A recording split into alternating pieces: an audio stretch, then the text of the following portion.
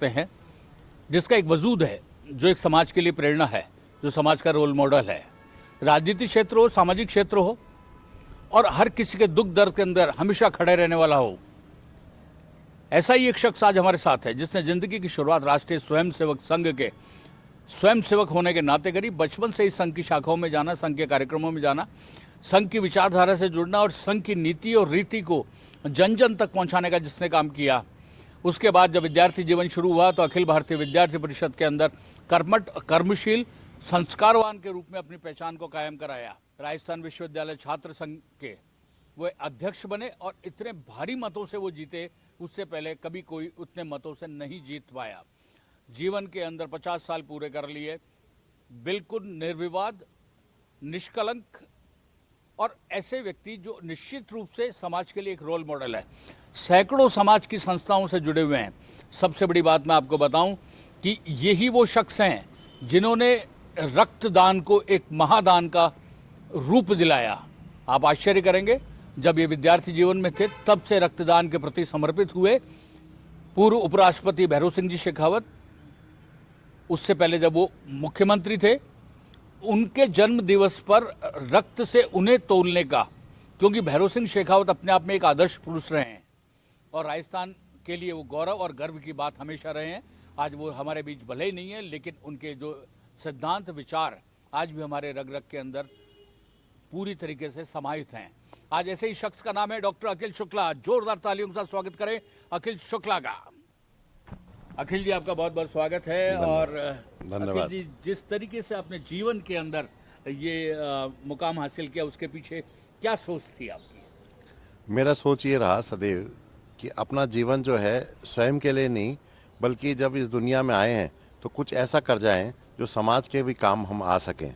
हमने उस समय सन 88 से रक्तदान की मुहिम को प्रारंभ किया और उस समय उद्देश्य ये था कि ज़्यादा से ज़्यादा युवाओं को इससे जोड़ा जाए। और एक शुरुआत ऐसी जिसमें ये सोचा गया कि अपने नेता के जन्मदिन पर, अपने परिवारजन के जन्मदिन पर, अपने साधु संत जिनका हम सम्मान करते हैं उनके जन्मदिन पर एक ऐसा कार्यक्रम किया जाए जो वास्तव में उनका जन्मदिन बहुत अच्छी तरह से सार्थक हो जाए और एक अच्छा शुभ संदेश उनके पास जाए। इसके लिए रक्तदान के कार्यक्रम को शुरू किया। उस समय माननीय भैरव सिंह जी शेखावत के जन्मदिन से प्रारंभ किया और मुझे खुशी इस बात की है कि राजस्थान के जगह जगह पे ये अलग जग गई और समाज में जो लोग थे कि लचे सो बड़े, ये आपकी जो सोच हमेशा रही है और इसी सोच ने आपको विद्यार्थी परिषद के से टिकट दिलवाया, राजस्थान विश्वविद्यालय छात्र संघ का।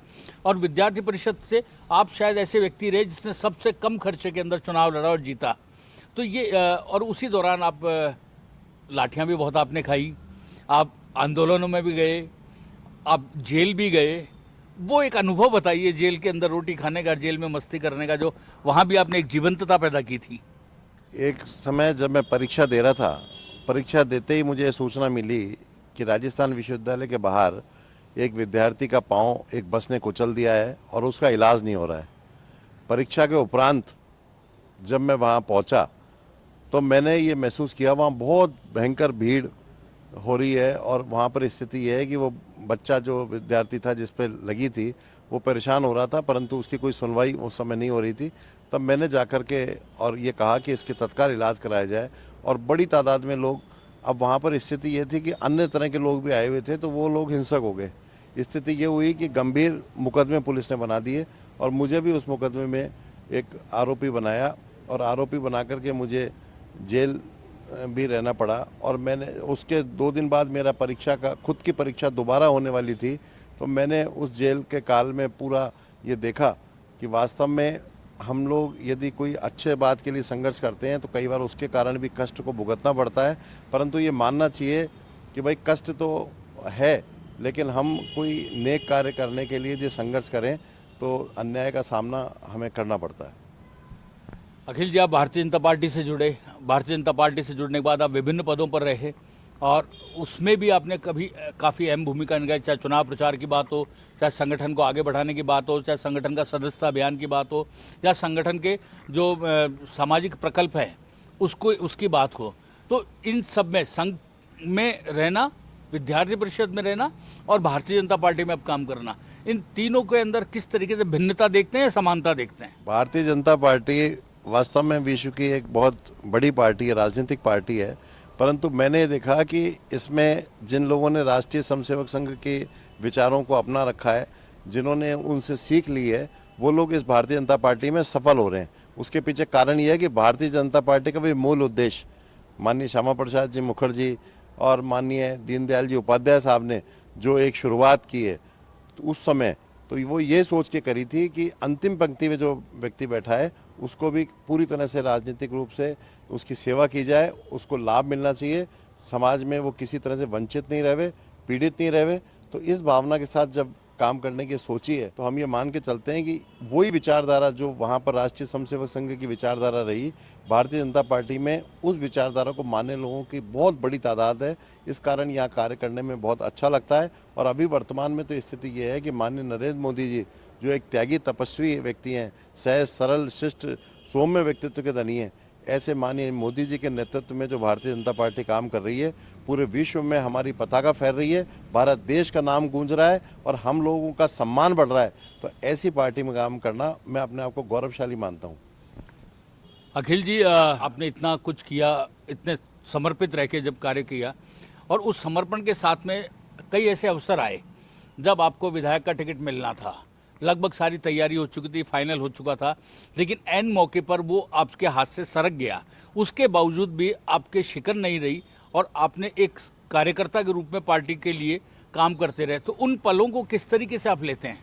मेरा मानना यह है कि विधानसभा की बात की जाए या लोकसभा की बात की जाए तो राजस्थान में 25 सीटें लोकसभा की, 200 सीटें विधानसभा की।